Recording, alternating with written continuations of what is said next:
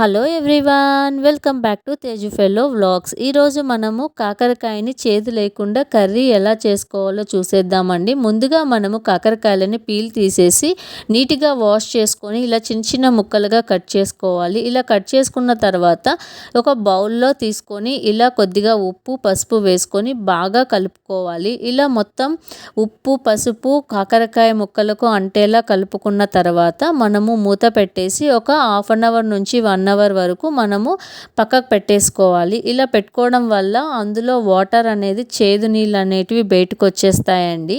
ఇప్పుడు ఒక ప్యాన్ పెట్టుకొని అందులో 2 టేబుల్ స్పూన్ పల్లీలను బాగా వేయించుకోవాలండి. ఇలా వేగిన తర్వాత 1 టేబుల్ స్పూన్ నువ్వులను, హాఫ్ టేబుల్ స్పూన్ జీలకర్రను కూడా తీసుకొని కొద్దిసేపు వేయించుకోవాలి. ఇలా వేయించుకున్న తర్వాత మనం స్టవ్ ఆఫ్ చేసి చల్లారనివ్వాలి. ఇలా చల్లారిన తర్వాత ఒక మిక్సీ బౌల్లో తీసుకొని మెత్తగా పౌడర్ని చేసుకోవాలి. ఈ పౌడర్ని మనము ఈ కాకరకాయ కర్రీలో యూస్ చేస్తామండి. మీరు ఈ కర్రీని ట్రై చేసి చూడండి, చాలా బాగుంటుంది. నేను కూడా ఫస్ట్లో చేదుగా అనిపిస్తుందేమో అని తినేదాన్ని కాదు, బట్ నేను ఇది ఒకసారి ట్రై చేసిన తర్వాత చాలా బాగుంది. ఇప్పుడు చూడండి, ఇక్కడ ఒక 1 అవర్ తర్వాత మనము ఇలా వాటర్ని అంతా రిమూవ్ చేసుకోవాలి. ఎంత వీలైతే అంత వాటర్ని రిమూవ్ చేసుకుంటే ఇందులో ఉన్న చేదు మొత్తం వెళ్ళిపోతుందండి. ఈ వీడియోలో చూపిస్తున్నట్టు మీరు కూడా ట్రై చేయండి ఒకసారి. ఇలా చేసి మొత్తం ఇలా వెళ్ళిన తర్వాత మనము వీటిని మళ్ళీ ఒక ప్యాన్లో కొద్దిగా ఆయిల్ వేసుకొని రోస్ట్ చేసుకోవాలి. కావాలి అనుకుంటే మీకు చేదు కూడా పర్లేదు అనుకుంటే ఈ వాటర్ని కర్రీలో కూడా యూస్ చేసుకోవచ్చు, బట్ నేను ఇక్కడ యూస్ చేయలేదండి. ఇక్కడ నేను ఒక ప్యాన్ తీసుకొని అందులో సరిపడా ఆయిల్ తీసుకొని ఈ ముక్కలను బాగా రోస్ట్ చేసుకున్నాను. ఇలా చేసుకోవడం వల్ల ఏంటి అంటే రిమైనింగ్ ఏమైనా చేదు ఉన్నా వెళ్ళిపోతుంది. ఇలా మనం వీడియోలో చూపిస్తున్నట్టు కొద్దిసేపు ఆయిల్లో మనము రోస్ట్ చేసుకోవాలి. ఇలా రోస్ట్ అయిన తర్వాత మనము తీసి పక్కన ప్లేట్లో పెట్టుకోవాలండి. ఈ కర్రీని మనము చపాతీలో కానీ రొట్టెలో కానీ తీసుకుంటే చాలా బాగుంటుందండి. మీరు పిల్లలకు కూడా పెట్టొచ్చు, అంత చేదుగా ఏమీ ఉండదు. ట్రై చేసి చూడండి. ఇప్పుడు ఒక ప్యాన్ తీసుకొని అందులో కొద్దిగా ఆయిల్ వేసుకొని మనము కొన్ని తిరువాత గింజలను కూడా తీసుకోవాలి. వీటితో పాటు ఒక మీడియం సైజ్ ఆనియన్ చిన్న ముక్కలుగా కట్ చేసుకోవాలి. ఒక 2 మిర్చీలని కరివేపాకును కూడా తీసుకొని కొద్దిగా రోస్ట్ అయ్యే వరకు కలుపుకోవాలి. వీటితో పాటు వెల్లుల్లిని కచ్చబచ్చ చేసుకొని తీసుకోవాలి. ఇక్కడ నేను ఒక 4 వెల్లుల్లిని తీసుకున్నాను. ఇలా తీసుకున్న తర్వాత మనము బాగా కలుపుకోవాలి. ఇలా ఆనియన్స్ని రోస్ట్ అయిన తర్వాత ఒక మీడియం సైజు టమాటా ముక్కలను కూడా తీసుకోవాలి. ఇందులో సరిపడా కొద్దిగా ఉప్పు పసుపు కూడా తీసుకొని కొద్దిగా కారం కూడా తీసుకోవాలి. ఇలా వీటన్నిటిని తీసుకొని బాగా కలుపుకోవాలి. ఇక్కడ నేను half table spoon garam masala, half table spoon coriander powder కూడా తీసుకున్నాను, ధనియాల పౌడరు.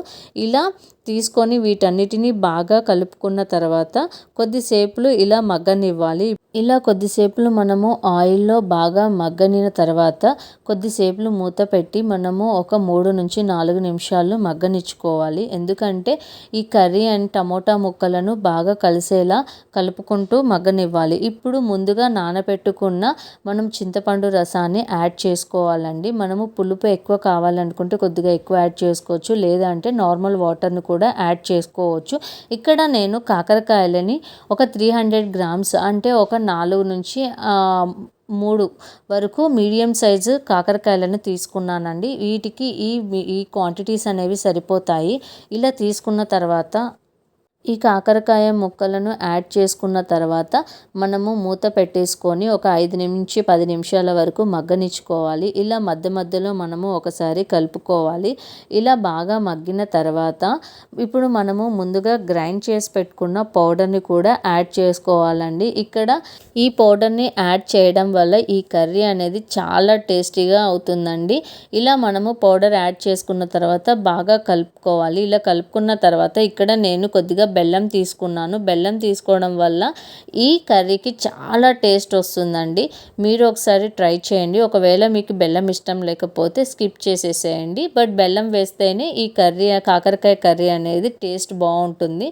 ఇలా బాగా కలుపుకున్న తర్వాత మనము కొద్దిగా వాటర్ అనేది యాడ్ చేసుకోవాలి. ఈ కర్రీకి మనము గ్రైండ్ చేసి పెట్టుకున్న పౌడర్ యాడ్ చేయడం వల్ల మనకి థిక్గా వస్తుందండి. ఇలా థిక్నెస్గా ఉండడం వల్ల మనము తినడానికి చపాతీలో కానీ రొట్టెలో కానీ అంత అంత బాగోదు. అందుకని మధ్య మధ్యలో కొద్దిగా నేను వాటర్ అనేది యాడ్ చేసుకున్నాను, నాకు సరిపడా కర్రీ కావడం కోసము. మీరు కూడా కావాలి అనుకుంటే కొద్దిగా వాటర్ అనేది యాడ్ చేసుకోవచ్చు. ఇలా చేసుకున్న తర్వాత మళ్ళీ ఒక 5 మినిట్స్ పాటు మనము బాగా మగ్గనిచ్చుకోవాలి. ఇలా మగ్గిన తర్వాత మనము ఇక్కడ ఫైనల్గా కొత్తిమీరను కూడా యాడ్ చేసుకొని కలుపుకోవాలి.